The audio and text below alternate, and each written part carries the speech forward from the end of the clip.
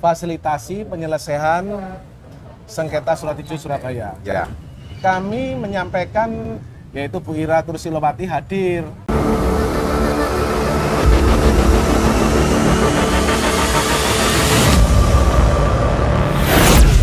Assalamualaikum teman-teman. Selamat datang dan selamat bergabung di Raja Warta Channel. Sebuah channel yang ingin selalu memberikan wawasan terbaru dan informasi yang terbaru.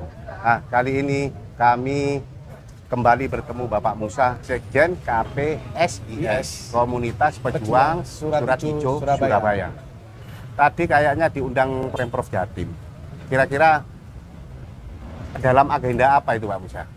Ya. Kok kayaknya sangat penting sekali. Ya, agenda. Jadi kami mendapat undangan dari Gubernur Jawa Timur lewat Sekda yang diwakili oleh Kepala Biro Pemerintahan dan Otonomi Daerah, Pak Jempin Marbun.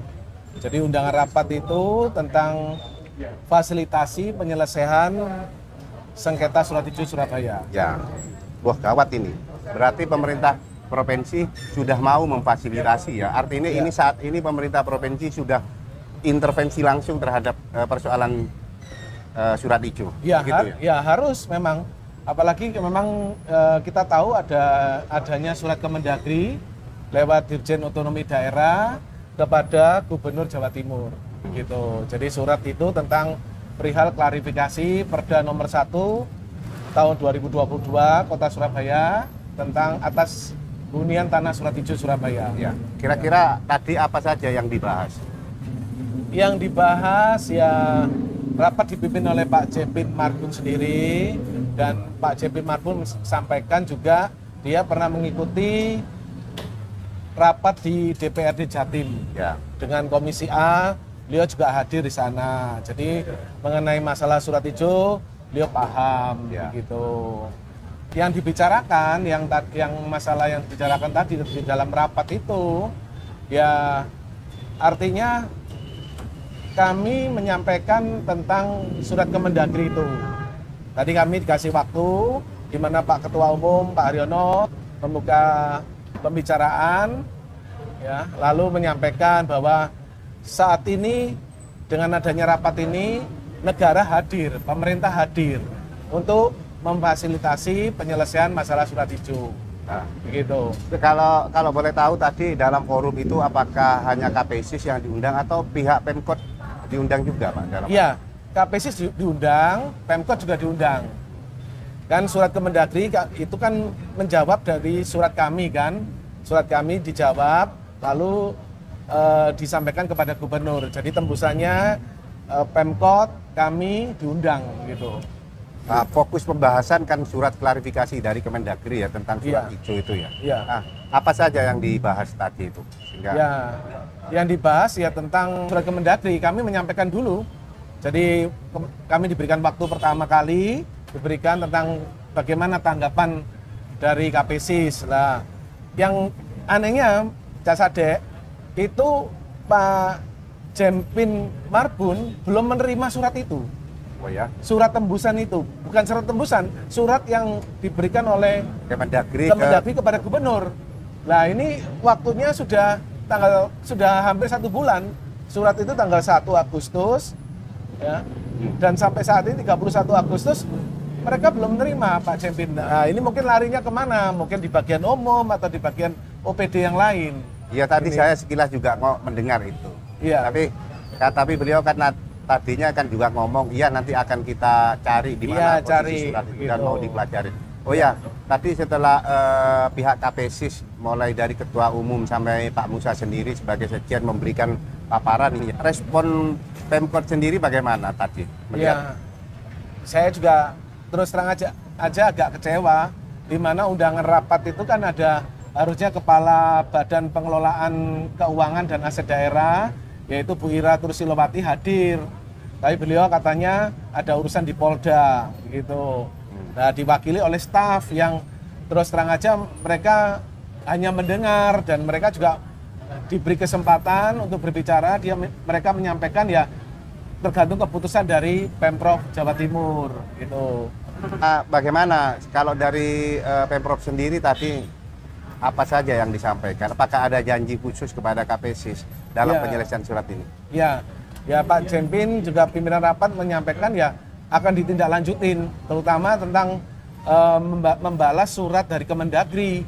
Surat Kemendagri kan ditujukan kepada gubernur, akan dibalas, dan kami berharap memang mengarah tentang substansi, bukan tentang proses perdanya dibuat. Oh, iya. Kalau prosesnya secara sah, tapi substansinya yang tidak cocok, bahwa Perda nomor 1 tahun 2022 ini bertentangan dengan Undang-Undang nomor 1 tahun 2022. Oh iya, substansi ya, pembahasan substansi yang diinginkan oleh KPSIS ya. Iya. Nah, kira-kira apakah itu ada respon positif dari pihak Pemprov Jatim?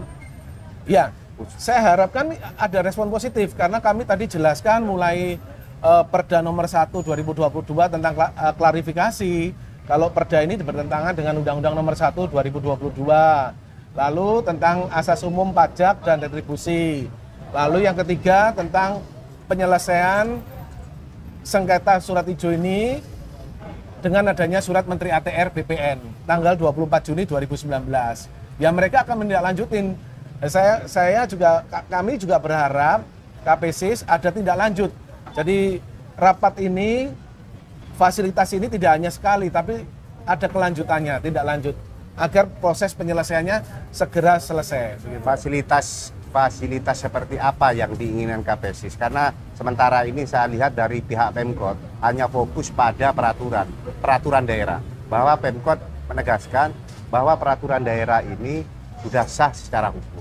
Ya. Nah, kalau dari KPSIS sendiri apa yang diinginkan? Pembahasan apa yang diinginkan? Ya tadi yang disampaikan yang Kepala Bagian Hukum Pemkot Surabaya yang diwakili oleh Bapak Maskur menyampaikan bahwa Perda nomor 1 2022 ini adalah perda kelanjutan dari perda yang sudah pernah dibuat, nomor 2 tahun 2013, nomor 10 tahun 2013. Jadi perda retribusi itu perda yang terbaru ini sudah istilahnya itu bukan hal yang baru, mereka menyampaikan begitu, menindaklanjuti meneruskan dari perda-perda yang sebelumnya, yang perda sebelumnya dikatakan sah. Tapi kami melihat bahwa perda nomor 1 ini yang mereka tidak melihat, ya mereka tidak melihat ataupun mereka mohon maaf mereka paham juga apa yang kami sampaikan, apakah yang Kemendagri sampaikan kepada gubernur bahwa perda ini nomor 1 tahun 2022 ini adalah melanggar atau bertentangan dengan Undang-Undang nomor 1 tahun 2022. Tapi ada yang salah satu anggota KPSIS yang mengusulkan, Pak, kalau membahas perda pada pimpinan rapat itu kan disampaikan kalau fokus pada perda maka harapan dari KPSIS tidak akan tercapai. Maka yang sebenarnya yang harus dibahas adalah cara perolehan aset yang dimiliki Pemkot. Ya. Nah, benar apa? Ya. Kenapa beralasan gitu? Kami dan saya tadi menyampaikan juga, KPSIS menyampaikan bahwa SKHPL itu yang diperoleh Pemkot Surabaya itu cacat administrasi, dan di dalam surat Kemendagri sudah ada disebutkan PP nomor 18 tahun 2021 bahwa tentang hak pengelolaan. Jadi kami bicara memang SKHPL ini sudah cacat. Mereka memperkuat dengan perda nomor ini sekian, nomor tentang IPT. Padahal perda tentang IPT itu tidak dikenal dalam undang-undang, walaupun undang-undang yang lama, nomor 28 tahun 2009. Itu gitu. Tidak sesuai. Oh, berarti intinya bahwa KPSIS itu sebenarnya pembahasan itu dimulai dengan aset yang diperoleh pemerintah Kota Surabaya. Iya. Cara perolehannya tidak sah, cacat administrasi. Begitu. Maka kalau dibahas dari situ, dari cara perolehannya, mungkin perdanya secara otomatis akan gugur gitu ya? Iya. Artinya begini, mereka itu ada lubang besar, itu suatu cacat yang masalah perolehan asetnya yang tidak sah. Mereka memperkuat dengan perda-perda. Lah perda-perda ini pun tidak sesuai dengan undang-undang. Artinya ya makin runyam gitu. Tapi ini tidak disadari Pemkot, dan masyarakat selama ini ya istilahnya ya yang tidak tahu ya menganggap ini sah perda ini. Padahal kami saat ini mengetahui bahwa perda-perda yang dibuat oleh Pemkot itu tidak sah, melanggar undang-undang peraturan perundang-undangan yang lebih tinggi, yaitu Undang-Undang Nomor 1 Tahun 2022. Oke, Tretan. KPC sudah menegaskan bahwa perda yang dilahirkan oleh pemerintah Kota Surabaya sebenarnya tidak sah ya, tidak sah dalam tanda petik, tidak sesuai dengan undang-undang yang di atasnya. Makanya KPC selalu bergerak dan berjuang untuk melakukan perlawanan agar perda-perda ini bisa dicabut bahkan dirubah. Gitu ya. Jadi begini, Dasade, kami ini sebenarnya bukan melawan pemerintah Kota Surabaya, tapi kami ini KPC dan semuanya itu meluruskan yang bengkok, membenarkan yang salah. Jadi kami ini bersama-sama, ayolah KPSIS bersama pemerintah Kota Surabaya, bersama Pemprov Jawa Timur, karena ini kasusnya di Surabaya, yang harus duduk bersama yaitu warga Surabaya, khususnya Suratijo, KPSIS bersama Pemkot, bersama Pemprov untuk menyelesaikan masalah ini. Agar Surabaya ini bisa lebih maju lagi, Jasade. Lebih luar biasa, kota yang luar terutama biasa. Warganya bisa maju dengan memiliki lahan yang statusnya jelas. Betul. Gitu ya. Oke, Tretan. Iya. Ini penjelasan Bapak Musa meskipun singkat tapi cukup padat.